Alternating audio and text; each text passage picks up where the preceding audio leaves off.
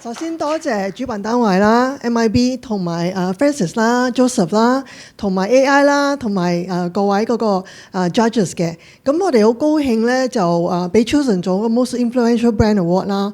咁我哋其實有一個好customer centric 啦，同埋一個持續即係創新嘅品牌嚟嘅。咁我哋唔止係一個卡啦，咁我相信各位即係100% 都有八通卡啦。咁八通卡係好好用嘅，好 stable 嘅。咁喺 the same time 其實我哋都會去創新啦，去有而家有電子八通嘅。咁電子八通咧，其實有 Apple Pay 啦、Android Pay 啦、Samsung Pay 啦、Google Pay 都會有噶啦已經。咁我相信大家其實10位之中都有7個都會有電子八通噶啦。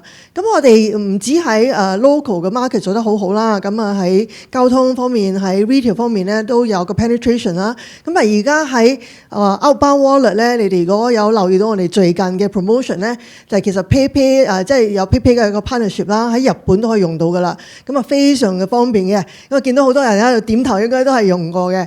咁就而家嘅 penetration 即係3個星期內咧都已經 hit 到15% 嘅 market share 嘅。咁所以都好多謝大家嘅支持啦，繼續去支持，即係用翻八達通啦，喺即係喺香港又好，或者係即係出國又好咧，繼續去支持八達通嘅。多謝大家。